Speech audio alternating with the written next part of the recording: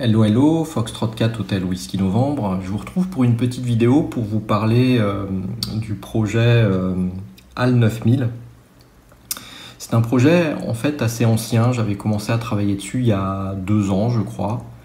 Et puis je l'avais mis de côté pour me consacrer plutôt au projet très orienté radio amateur.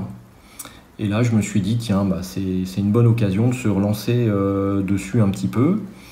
Alors il y a 2 ans, j'avais donc réalisé déjà une première version, mais qui imposait tout de même quelques contraintes.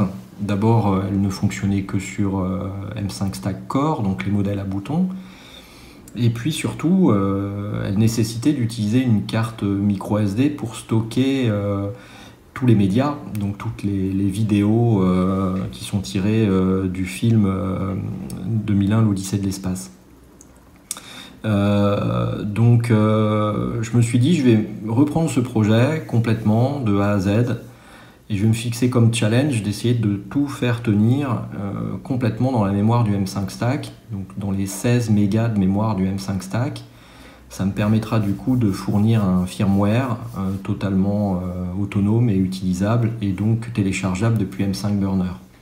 Alors pour replacer le contexte, ce simulateur d'ordinateur HAL 9000 est tiré donc de 2001, l'Odyssée de l'espace, qui est un film qui a été plutôt un chef-d'œuvre, qui a été réalisé par Stanley Kubrick.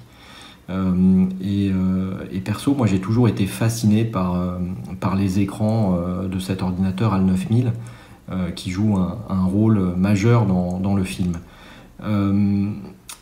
Il faut en plus rester extrêmement humble par rapport à cet ordinateur HAL 9000 parce que il ne faut pas oublier que ce film date de 1968. Moi personnellement, j'étais pas né. Et je trouve que le designer qui a travaillé sur ces écrans pour essayer de donner une personnalité et de montrer un petit peu l'activité de cet ordinateur, a eu une approche totalement visionnaire parce que je trouve que ces écrans sont totalement captivants, quasi hypnotiques. Et moi, ça m'a toujours fasciné. J'ai vu le film pour la première fois, j'étais adolescent. C'était d'ailleurs l'époque où j'ai commencé à coder sur les machines de l'époque, qui étaient des machines 8 bits. Et j'avoue que ce film m'a totalement scotché et j'ai rêvé un jour d'avoir un HAL 9000 et j'espérais même qu'un jour on aurait tous ça chez nous en fait. C'est de la science-fiction, mais voilà. Et j'avoue que plus de 50 ans après, quand je regarde ces écrans, je trouve ça toujours aussi beau, en fait. Donc, ce projet a juste pour ambition d'essayer de simuler l'ordinateur HAL 9000 en présentant donc des séquences que l'on voit et qui sont totalement tirées du film de Stanley Kubrick. Le challenge a donc été, comme je l'ai dit, de faire tout tenir dans la mémoire du M5 Stack. Ça n'a pas été simple. Il y avait un petit peu de réflexion par derrière. Pour les non spécialistes, je précise que jouer des vidéos sur un M5 Stack, c'est pas simple. Enfin, sur un ESP32, c'est pas simple. Il n'y a pas des milliards de solutions. On ne peut pas jouer, par exemple, du format MP4 ou ce genre de choses. Perso, la solution que j'ai retenue, c'est le MJPEG, ou plutôt le Motion JPEG, qui est en fait assez proche du concept du GIF animé en fait. Et la bonne surprise surtout, c'est que je me suis aperçu que ce format MJPEG était hautement compressible. C'est assez évident en fait quand on s'intéresse vraiment au format de ce format de fichier. Et là, ce qui m'a beaucoup aidé, c'est une librairie qui a été développée par Tobozo qui s'appelle ESP32 TAR GZ de mémoire. Et qui m'a permis du coup de modulo d'autres petits artifices, notamment un travail sur le repartitionnement de l'ESP32. J'ai pu stocker en mémoire jusqu'à 60 séquences tirées donc du film. Ce qui fait que du coup, comme elles sont présentées ensuite de façon totalement aléatoire, vous pouvez rester vraiment de nombreuses minutes avant de tout voir. Donc voilà. Ça ne fait que ça, c'est donc un simulateur très très simpliste de l'ordinateur HAL 9000. Moi je trouve ça chouette, mais bon voilà, a priori ça plaît pas mal aussi, puisque j'en ai parlé sur Twitter, il y a eu pas mal de commentaires plutôt très positifs. C'est mon délire ensuite, hein. Ça n'a pas d'autre fonction, ça sert à rien, hein. Je le préviens tout de suite, il n'y a pas de développement génial par derrière, hein. Mais c'était intéressant à développer.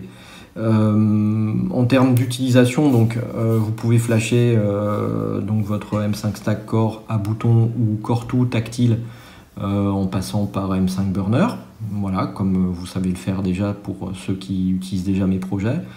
Ensuite, vous le démarrez et vous pouvez jouer sur la luminosité en appuyant sur les boutons gauche et droite et éventuellement le faire parler également en faisant parler votre M5 Stack tel que le fait l'ordinateur HAL 9000 dans une séquence clé du film. Je vais le faire d'ailleurs en live en appuyant sur le bouton du milieu. Donc j'espère que ça passera sur la vidéo, mais je pense que oui. Voilà, donc ça c'est une phrase vraiment extrêmement célèbre tirée du film, et à tout moment donc on peut lui faire jouer. Voilà, on peut lui faire jouer cette phrase. Voilà.